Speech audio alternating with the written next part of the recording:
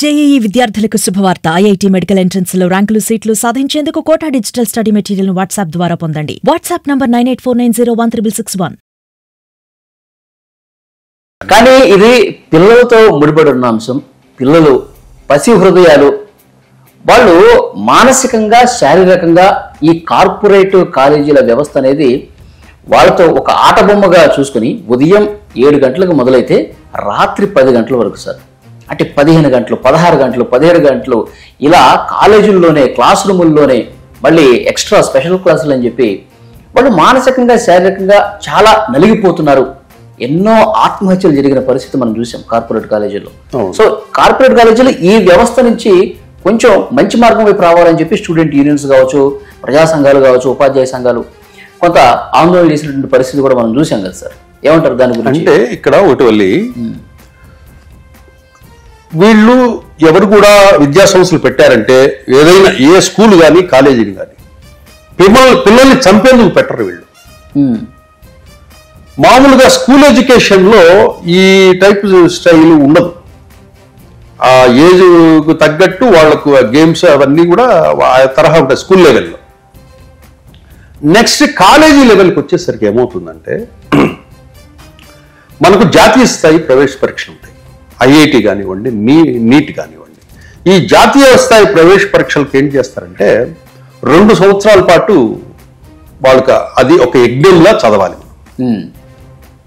దానికోసం అడిషనల్గా మనం అది కేటాయించాలి. ఎందుకంటే మన స్టేట్ సిలబస్తో పాటు ఆ జేఈఈ సిలబస్, నీట్ సిలబస్ను కూడా ప్యారలల్గా చదవాలి. ఓకే. మనకు ప్రపంచంలో అతి కఠినమైన పరీక్ష ఏమిటంటే ఐఐటి పరీక్ష. అటువంటి పరీక్షకు మన పిల్లల్ని సిద్ధం చేయాలంటే మనము కంటూ ఒక ప్రోగ్రామ్, ఒక షెడ్యూల్ ఉంటుంది. ఆ షెడ్యూల్ ప్రకారము మనం స్టూడెంట్ కొద్ది కష్టపడాల్సిందే, కొంచెం ప్రెజర్ ఉంటుంది. దీంట్లో ఇక్కడ ఈ షెడ్యూల్ వల్ల అడ్మిషన్ అయ్యేటప్పుడే పేరెంట్కు, స్టూడెంట్కు చెప్తారు ఉదయాన్నే ఇన్ని గంటలకు లేయాలి, క్లాస్ అవర్స్ ఇది, లంచ్ అవర్ ఇది, స్టడీ అవర్స్ ఇవి, ఏ రోజుల్లో ఎగ్జామినేషన్స్ ఉంటాయి, ఒక షెడ్యూల్ ఉంటుంది. అంటే ఒక క్రమ పద్ధతిలో షెడ్యూల్ ప్రకారం స్టూడెంట్ వెళ్తుంటాడు. ఎందుకంటే వీళ్ళకి మనకున్న సిలబస్, జేఈఈ సిలబస్ చెప్పాలి, మన ఇంటర్మీడియట్ బోర్డు సిలబస్ చెప్పాలి. రెండింటినీ బ్యాలెన్స్ చేసుకొని చెప్పాలి. ఇంటర్మీడియట్కి సంబంధించిన దానికి టెస్టులు కండక్ట్ చేసి దాని పర్ఫార్మెన్స్ చెక్, మనకి వాళ్ళ స్టూడెంట్ క్యాలిబర్ చెక్ చేసుకోవాలి. జేఈఈ లెవెల్, జేఈఈలో మెయిన్ సంబంధించిన టెస్టులు ఎలా పర్ఫార్మ్ చేయాలా అది చూస్తారు. తర్వాత అడ్వాన్స్డ్ అనేది మళ్ళీ ఒక క్వశ్చన్ పేపర్ ఉంటుంది. ఇన్ని రకాల పరీక్షలు స్టూడెంట్ ప్రిపేర్ చేయాలి. ఓకే. అంటే అడిషనల్ గా రోజువారీ షెడ్యూల్కు అడిషనల్ గా ఒక 2 గంటలు, 2.5 గంట ఎక్స్ట్రాగా ఉంటుంది. ఇది క్లియర్ కట్ గా పేరెంట్కి చెప్తారు. పేరెంట్ కూడా ఐఐటీనా, నీటా అని చెప్పి జాయిన్ చేయిస్తారు. చేయించిన తర్వాత ఆ ప్రోగ్రామ్ లెవెల్లో వెళ్తుంటారు. ఇక్కడ స్టూడెంట్ను చంపాలను, వేధించాలను ఎవరికి ఉండదు. కాకపోతే ఏంటంటే ఇంతకుముందు చెప్పినట్టు ఈ 2-3 పేర్లే కనిపిస్తాయి. అవును, స్టూడెంట్లు సూసైడ్లు చేసుకున్న ఇలాంటి ఘటనలు జరిగిన ఈ కార్పొరేట్ కాలేజీల పేర్లే కనిపిస్తా ఉంటాయి. ఇక్కడ ఆత్మహత్యలకు కొన్ని కారణాలు చెప్తారు. ఆత్మహత్యలకు తల్లిదండ్రులు కారణమే. పిల్లల మనస్తత్వాన్ని వాళ్ళు పసిగట్టలేక బలవంతంగా తీసుకొచ్చి కాలేజీలో చేర్పించే తల్లిదండ్రులు ఉన్నారు. ఆ స్టూడెంట్కి క్యాలిబర్ లేకపోయినా కూడా, ఆ కోర్సు పట్ల ఇష్టం లేకపోయినా బలవంతంగా పక్కింటోడు చేర్పించాడనో, బంధువులోడు చేర్పించాడనో బలవంతంగా చేర్పించేసి వెళ్తారు. చేర్పించి వెళ్ళేసిన తర్వాత అతను 3 నెలలు, 4 నెలలు, 6 నెలలు ఫైట్ చేస్తుంటాడు. కానీ గెటాన్ కాలేడు. మీరు ఇందాక అన్నారు స్పెషల్ క్లాసెస్ అని. ఇలాంటి పిల్లల కోసమే స్పెషల్ క్లాసెస్ పెడతారు. ఎవరైతే మార్కులు తక్కువ వస్తుంటాయో వాళ్లకు అడిషనల్గా ఏం చేస్తారంటే మళ్ళీ దానికి సంబంధించిన ఫౌండేషన్ సంబంధించిన లెసన్స్ చెప్తూ ఆ సబ్జెక్టులో వాళ్ళని ప్రిపేర్ చేయడానికి, వాళ్ళని కనీసం పాస్ కావడానికి వాళ్ళు ఆ స్పెషల్ క్లాసులు పెడతారు. ఓకే. ఇప్పుడు ఆ స్టూడెంట్ భవిష్యత్తు కోసమే కదా వాళ్ళు చేసేది. పెట్టకపోతే ఏం జరుగుతాడు, వాడు ఫెయిల్ అయి కూర్చుంటాడు, బయట రోడ్డు మీద వెళ్ళిపోతాడు. ఆ స్పెషల్ క్లాసు అతనికి టైం వేస్ట్ చేయకుండా, అతను వెనుకబడి ఉన్నాడు దేంట్లో, ఫిజిక్స్లో ఉన్నాడా, కెమిస్ట్రీలో ఉన్నాడా, మ్యాథ్స్లో ఉన్నాడా, బాటనీలో ఉన్నాడా, జువాలజీలో ఉన్నాడా, దాన్ని తగ్గట్టు వాళ్ళని ప్రిపేర్ చేయాలి. ఇదే పేరెంట్స్ ఏం చేస్తారంటే వాళ్ళ మీద ప్రెజర్ చేస్తారు, అవి తెలియదు వీళ్ళకు. ఈ ప్రెజర్ తట్టుకోలేక ఇక్కడేమో చదవలేడు, వీళ్ళేమో ప్రెజర్ చేస్తుంటారు. సండే రెసిడెన్షియల్ హాస్టల్స్ దగ్గరికి వచ్చి మార్కులు తక్కువ వచ్చాయని చెప్పేసి వాళ్ళని ఇబ్బంది పెడుతుంటారు పిల్లల్ని. తీసుకెళ్లరు. తీసుకెళ్లకుండా మీకు ఇన్ని లక్షలు కట్టాను, ఊర్లో అవమానం అయిపోతుంది, మీకు సీట్ రాకపోతే, ర్యాంక్ రాకపోతే అని ఇండైరెక్ట్ మానసికంగా ఇబ్బంది పెడుతున్న తల్లిదండ్రులు ఉన్నారు. అవి బయటికి రావు. ఏ కాలేజీ కూడా, ఏ స్కూలు కూడా పిల్లలకి పాఠాలు చెప్పాలి, స్కూల్ సర్వైవల్ కావాలి, వాళ్ళు బతకాలని కోరుకుంటారు తప్పితే ఏదో పిల్లలను తీసుకొస్తే కనుక వాళ్ళని చంపాలి, వాళ్ళని కొట్టాలి అని చెప్పి ఎవరు స్కూళ్ళు కాలేజీలు పెట్టరు. ఓకే, నేను మొన్న ఒకసారి ఒక సోషల్ మీడియాలో వీడియోలు కూడా చూశాను సార్. 10వ తరగతి రిజల్ట్ రాలా, ఇంకా ఆ ఫలితాలు రాకముందే, ర్యాంకులు రాకముందే ఆ 10వ తరగతి పరీక్షలు రాసిన విద్యార్థినులు ఎవరైతే ఉన్నారో ఇంటర్మీడియట్ క్లాసులు స్టార్ట్ చేశారు. దీన్ని ఎట్లా చూడాలి మనం అంటే, ఇక్కడ ఎట్లుంటుందంటే కాంపిటేటివ్ వరల్డ్ అన్న ఇందాకే, కాంపిటేటివ్ వరల్డ్ మనకు మొన్నటి వరకు 10వ తరగతి కోసం స్ట్రగులే మరి రాత్రింబవళ్ళు కష్టపడి చదివి పరీక్షలు రాశారు. వెంటనే 2 రోజులు కూడా గ్యాప్ ఇవ్వకుండా మళ్ళీ ఇంటర్మీడియట్ ఎడ్యుకేషన్ అంటే అసలు వాళ్ళకి మానసికంగా, శారీరకంగా కొంత వాళ్ళు బాగా అలసిపోయి ఉంటారు కదా సార్. అవును, వీళ్ళు మళ్ళీ ట్రైన్అప్ చేయాలి, మళ్ళీ నెక్స్ట్ పరీక్షలకి ప్రిపేర్ చేయాలి. ఇట్లా అంటే వాళ్ళలో మార్పు రావాలి కదా. చెప్తాను దీనికి కూడా. వీళ్లకు ఆ క్లాసెస్ కూడా ఎందుకు పెడతారంటే, నేను ఇందాక చెప్పాను కదా, జేఈ సిలబస్ ప్లస్ నీట్ సిలబస్లు, ఎన్సీఆర్టీకి సంబంధించినవి, ఈ సబ్జెక్ట్ అంతా వీళ్ళకి ఫీడ్ చేయాలంటే ఈ టైం వేస్ట్ చేయకుండా ఈ 2 సంవత్సరాలు ప్రతి సెకండ్ విలువైంది వాళ్ళకి, స్టూడెంట్కి.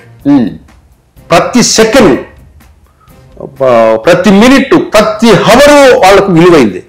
అందుకు ఇన్స్టిట్యూషన్స్ ఏం చేస్తాయంటే 10th క్లాస్ ఎవరైతే పాస్ అవ్వబోతారో, ఎందుకంటే మనకు ముందుగానే తెలుస్తుంది ఆ క్లాస్ 10th పాస్ అయ్యే పిల్లలు ఎవరెవరు, ఎందుకంటే వాళ్ళ 1 year పాటు వాళ్ళకి పెట్టిన స్కూల్లో పెట్టిన ఎగ్జామినేషన్స్ బట్టి ఆ 10th పాస్ అవుతాము అనుకున్న వాళ్ళంతా ఏం చేస్తారంటే ఇమ్మీడియట్ కాలేజీల్లో వాళ్ళు అనుకోవటము, వీళ్ళు పాస్ అయిపోతారు, ఈ 40 మందిని తీసుకొచ్చి మనం ఇంటర్మీడియట్ మళ్ళీ స్టార్ట్ చేసేద్దాము. ఇది ఎంతవరకు కరెక్ట్ అంటే నిబంధనలు ఏం చెప్తున్నాయి? వాళ్ళు పాస్ కాకుండానే నెక్స్ట్ తరగతికి వాళ్ళు పాఠాలు చెప్పడం అనేది రూల్స్ అండ్ రెగ్యులేషన్స్ ఒప్పుకుంటాయి. ఇక్కడ పాఠం అనేది వీళ్ళు ఇంటర్మీడియట్ వాళ్ళని ఎట్లా ఇక్కడ ఏంటంటే, ఈ స్టూడెంట్స్ ఎవరైతే ఉన్నారో 10th క్లాస్ ఎగ్జామ్స్ రాసి అయిపోయిన పిల్లలకి బ్రిడ్జ్ కోర్స్ అనేసి ఒకటి కండక్ట్ చేస్తాయి. ఏ కార్పొరేట్ కానివ్వండి, ప్రైవేట్ కాలేజీలు కానివ్వండి. బ్రిడ్జ్ కోర్సులు ఏం చేస్తారంటే డే అంతా ఉండదు బ్రిడ్జ్ కోర్స్. వీళ్ళకి ఎవ్రీడే ఏం చేస్తారంటే టైం వేస్ట్ చేయకుండా వాళ్లకు 3-4 గంటలు bridge course maths, physics, chemistry, botany, zoology మీద దానికి సంబంధించిన కాన్సెప్ట్స్ ను మనకి ఇంటర్మీడియట్ లో జేఈ లెవెల్లో మనకి ఏ టాపిక్స్ ఎంత ఇన్డెప్త్ అవసరం ఉంటాయి, దానికి సంబంధించిన కంటెంట్ ను బ్రీఫ్ చేస్తూ వస్తారు స్లోగా. అంటే ఈ ట్రాక్ లోకి రావడానికి, ఐఐటి నీట్ ట్రాక్ లోకి రావడానికి ఒక స్టూడెంట్ కి వాళ్ళు 3 నెలలు పడుతుంది. టాపర్స్ అయితే త్వరగా అర్థం చేసుకుని వెళ్ళిపోతారు, కానీ మిగతా పిల్లలు ఎవరైతే ఉంటారో వీళ్ళందరూ ఆ ట్రాక్ ను, ఆ క్వశ్చన్ పేపర్ ను అర్థం చేసుకోవడానికి వాళ్ళకి 3 నెలలు పడుతుంది. వాళ్ళు ఒక ఎగ్జామ్ రాయంగా ఓకే మార్కులు తక్కువ వస్తుంటాయి, ఇంకో పరీక్ష రాస్తారు. అప్పుడు వాళ్ళకు జేఈఈలో ప్రశ్నలు ఈ విధంగా అడుగుతారు, నీట్ ఎంట్రన్స్ ఎగ్జామినేషన్ దానికి సంబంధించి ప్రశ్నలు ఈ విధంగా అడుగుతారా అని వాళ్ళకి అర్థం కావడానికి వాళ్ళకి 6-7 పరీక్షలు రాస్తే కనుక వాళ్ళకి వచ్చే మార్కులు బట్టి వాళ్ళ ప్రిపరేషన్ స్టైల్ మార్చుకుంటారు. ఒక స్టూడెంట్ తయారు కావాలంటే, ఆ ట్రాక్ లో రావాలంటే 3 నెలలు పడుతుంది. వీళ్ళకి ఈ సమ్మర్ లో ఏం చేస్తారంటే 10th క్లాస్ ఎగ్జామ్స్ అయిపోతూనే ఏదైతే కాలేజీలో అడ్మిషన్ తీసేసుకుంటారు ముందుగానే, వీళ్ళు తీసుకొని ఏం చేస్తారంటే వీళ్ళకి ఆ కాలేజీ వాళ్ళు బ్రిడ్జ్ కోర్స్ అని పెడతారు. పెట్టినప్పుడు ఏం చేస్తారు, ఎవ్రీడే మీకు 3-4 అవర్స్ నువ్వు మ్యాథ్స్, ఫిజిక్స్, కెమిస్ట్రీ ఆ ఫౌండేషన్ నువ్వు కొద్దిగా అలవాటు పడితే తర్వాత అంతా ఫ్రీ టైం నీకు. కానీ ఎందుకంటే అది విద్యార్థి కోసమే కానీ కాలేజీ వాళ్ళ కోసం కాదు కదా. ఆ 4 గంటలు మనము హాలిడేస్ ఇచ్చారు, సెలవులు ఇచ్చారు. సెలవుల్లో మనం ఎందుకు మొత్తం డే అంతా మనం ఎంజాయ్ చేయాలి?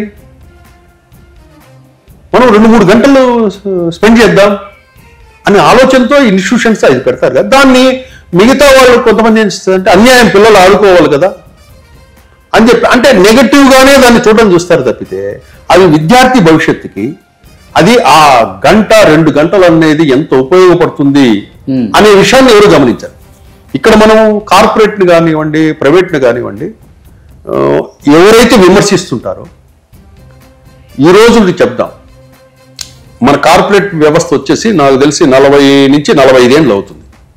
నారాయణ చైతన్య విద్యా సంస్థలు ఈ రోజు నారాయణ చైతన్య విద్యా సంస్థలు దేశంలోనే ఒక జాతీయ స్థాయిలో గుర్తింపు తెచ్చుకున్న సంస్థ. ఆల్ ఇండియా లెవెల్లో ఐఐటీలలో నీట్లలో నంబర్ 1 ర్యాంక్స్ సాధిస్తున్నాయంటే మనం తెలుగు వాళ్ళగా మనం గొప్పగా చెప్పుకోవాల్సిందే కదా. ఈరోజు తెలుగు రాష్ట్రాలలో చాలా మంది పిల్లలు, పొలిటీషియన్స్ పిల్లలు, సినిమా వాళ్ళ పిల్లలు, మిగతా అందరినీ చాలా ప్రముఖుల పిల్లలందరినీ చూసుకున్నా కూడా రిక్షావాడి పిల్లల దగ్గర నుంచి రైతుకు చెందిన వాళ్ళ పిల్లోడి దగ్గర నుంచి అందరినీ తీసుకున్నా కూడా ప్రతి ఒక్కరు ఇంజనీరింగ్, డాక్టర్లు ఎంతమంది అయ్యారు? ఈ 40 ఏళ్ళ ట్రాక్ తీయండి. ఈరోజు ఐఐటీలలో సీట్లు ఎందుకు పెరుగుతున్నాయి? మెడికల్ కాలేజీలో సీట్లు ఎందుకు పెరుగుతున్నాయి? సంవత్సరానికి ఎంతమంది మన తెలుగు స్టూడెంట్స్ డాక్టర్లు అవుతున్నారు? దేశవ్యాప్తంగా చైతన్య ఐఐటి సీట్లు ఎన్ని సాధిస్తుంది? మెడికల్ సీట్లు ఎన్ని సాధిస్తుంది? నారాయణ ఎన్ని సాధిస్తుంది? అలెన్న ఎన్ని సాధిస్తుంది? ఆకాష్ ఎన్ని సాధిస్తుంది? వీళ్ళందరూ చేస్తున్నారు కదా. ఇదే సంస్థలో కొన్ని లక్షల మంది పోయి ఎందుకు అడ్మిషన్ తీసుకుంటూనే ఉన్నారు అంటే మనకు ఇక్కడ రిజల్ట్స్ అనేది వీళ్ళు ఈ క్రమ పద్ధతిలో ఒక షెడ్యూల్లో పెట్టి పిల్లల్ని ట్రైనప్ చేస్తారు కాబట్టి ఇంజనీరింగ్ డాక్టర్లు తయారవుతున్నారు. ఇంకో విషయం చెప్తాను. ఇప్పుడు కొంతమంది హాస్టళ్ళు జైలులాగా ఉన్నాయి అంటారు. హాస్టల్లో జైలులాగా ఉన్నాయి అంటే కనుక ఇదే హాస్టల్స్ లో మెయిన్గా ఏం చెప్తారంటే హైదరాబాద్ మాదాపూర్ గురించి చెప్తారు. మాదాపూర్లన్నీ కూడా అపార్ట్మెంట్స్. ఇక్కడ మనకు మాదాపూర్లోనూ హైదరాబాద్ సిటీలోనూ విశాలమైన గ్రౌండ్స్ ఎకరాలు దొరకవు. మనకు ఉన్న ప్లేసెస్లోనే ఒక బిల్డింగ్లో హాస్టల్ పెట్టుకుంటే ఒక బిల్డింగ్లో క్లాస్ రూములు పెట్టుకుని చదువు చెప్పాల్సిన పరిస్థితి. ఇంతమంది ఇంట్లో 4-5 పిల్లల్ని మెయింటైన్ చేయలేరు తల్లిదండ్రులు. ఇన్ని వేల మందిని ఒక ప్రిన్సిపల్, ఒక వైస్ ప్రిన్సిపల్, వార్డన్స్ ఇంతమంది మెయింటైన్ చేయాలి కదా. అంటే జైళ్ళలో బంధించడం అంటే కనుక ఒకవేళ డోర్లు ఓపెన్ చేస్తే ఆ స్టూడెంట్కి ఏదైనా జరిగితే మళ్ళీ అనేది ఎవరిని?